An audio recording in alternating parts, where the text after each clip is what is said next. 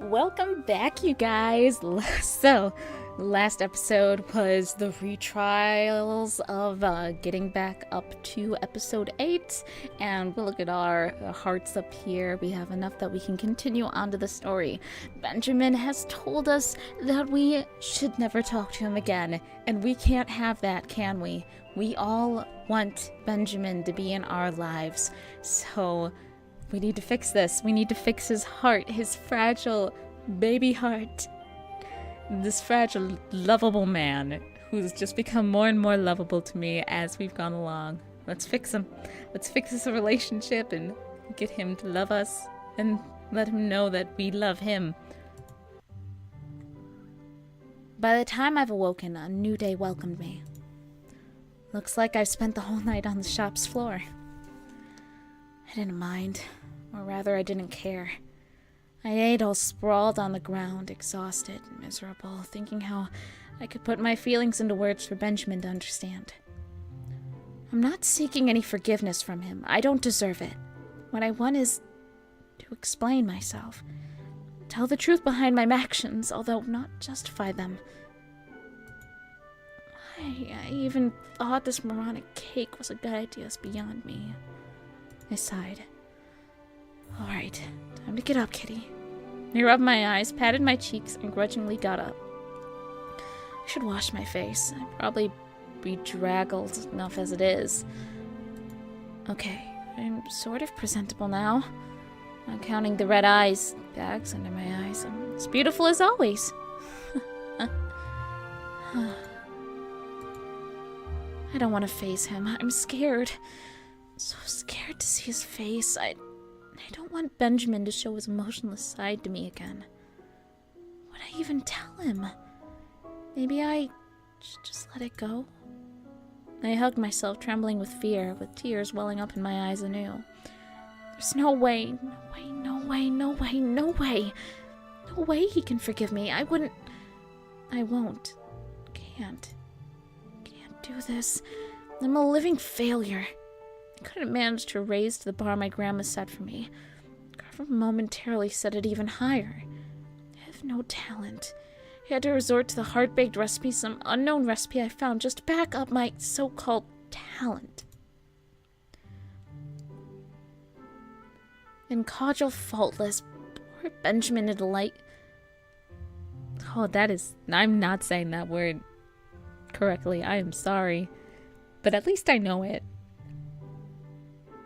Coddle? I don't know what they're trying to say there. Cajole?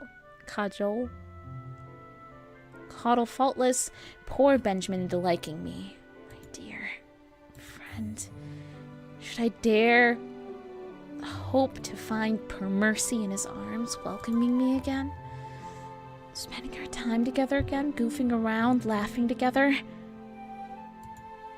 I shrieked, causing the birds. Oh, it's a shriek.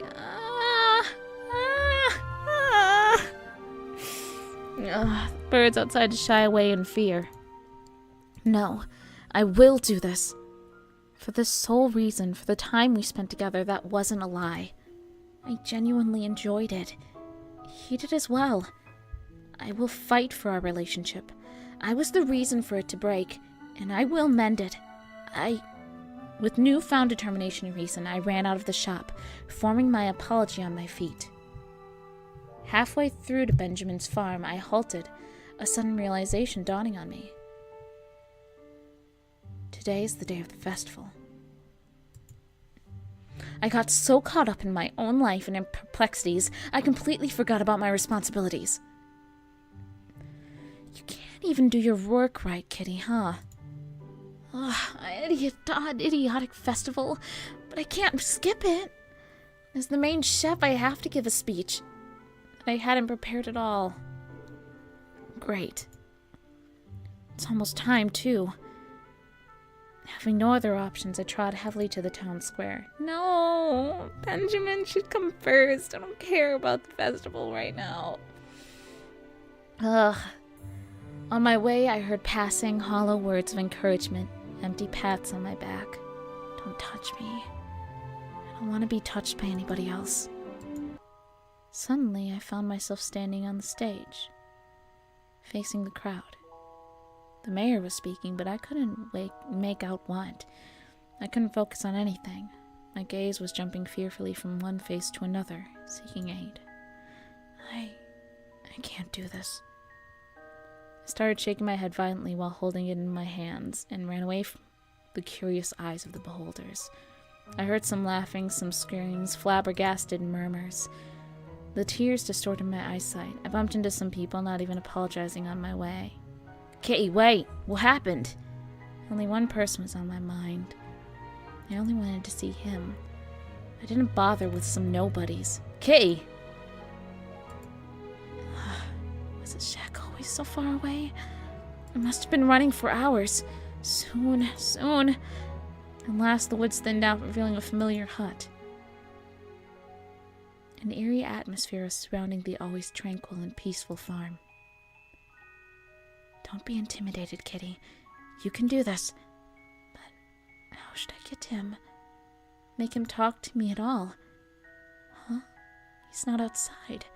Did he barricade himself in the house? That's not good. Oh no. Oh, I don't know. This is just terrible. I don't want to summon Mediator, because this is something that is between me and him, so we have to do it together. And I want to try to talk to him by myself. But I feel like knocking on the door isn't going to get a response. But ramming into the door doesn't really do me any good either. Okay, I'm going to just knock on the door this time around. I decided to gently knock on the door to get his attention. Knock, knock, knock. Nothing. I know he sealed himself in there. Ben, are you in there? Please answer me. Go away. I told you not to come here.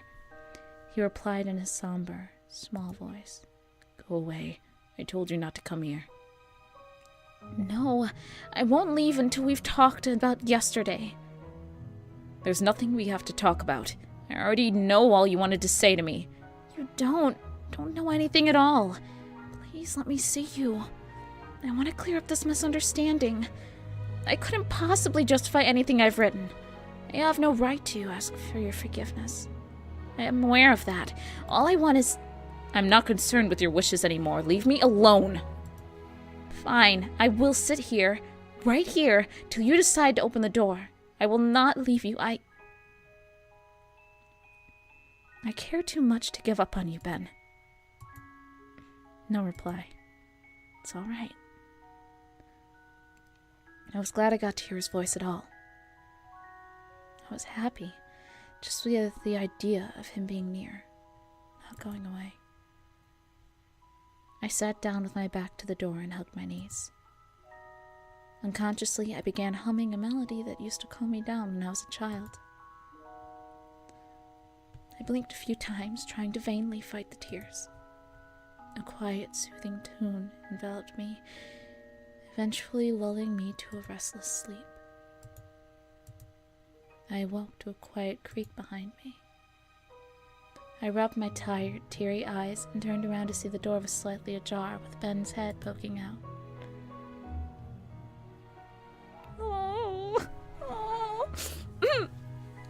Why are you still here, Kitty? I told you to go away. Ben, you opened the door. I'm so happy. Why? Why would you sit on the cold ground for this long? Why don't you just leave me be? It's already evening. I hadn't noticed. I told you. I care about you. And I'm... He crouched next to me and slowly raised a finger to my lips to hush me. Let's talk. Please. I pleaded with the tears welling up my eyes. Oh, Ben, I'm so sorry. I didn't mean to write those horrific things about you. I had no idea to confide into, and my feelings have been a mess for quite some time, and I started fumbling over my words and rambling. Calm down. I won't understand what you were trying to convey through your words if you don't slow down. I took a big breath and started over. It's true that I was interested in you because of the Heartbaked recipe. But only at first. After talking to you every day, knowing you little by little, I've come to start wanting to spend more time with you, to know you better. I realize that even though you are a little silly and odd, I like you. I like you, Ben. I accept you for who you are no matter what. Your quirks, your adorable antisocial behavior, I adore it all. But because of my unfulfilled desire to be the best chef, even though I know I lack talent and experience, I took the easy way out instead of working hard to reach my goal, taking my time. I was stupid enough to draw you into my mess. Like I said, I'm not asking for forgiveness. I don't deserve it. I've hurt the only person I care about. It's not acceptable and... Suddenly, something soft touched my lips. Oh, they're kissing. Benjamin's delicate lips sealed mine, stealing my breath away, not allowing me to talk. The sweet farm scent enveloped me, making me dizzy with happiness. I moved closer and embraced his broad back shyly. I only wish to make you silent for a second, my dear. He's sunk. You called me my dear? Oh my gosh. He whispered, pulling himself away from me. The gentle sigh tickled my neck, causing butterflies to run amok in my stomach. Don't stop. Benjamin smiled and nuzzled my hair, hugging me tightly. You know, you are the first and only person to think so warmly about me. I appreciate that. His embrace tightened, making me gasp a little. Now would be a good time to tell you why I'm even here. In the pastry village, I mean. And why I reacted like that. I didn't interrupt him, waiting for Ben to collect his thoughts. Even when I was a child, I was different from my family, from the villagers.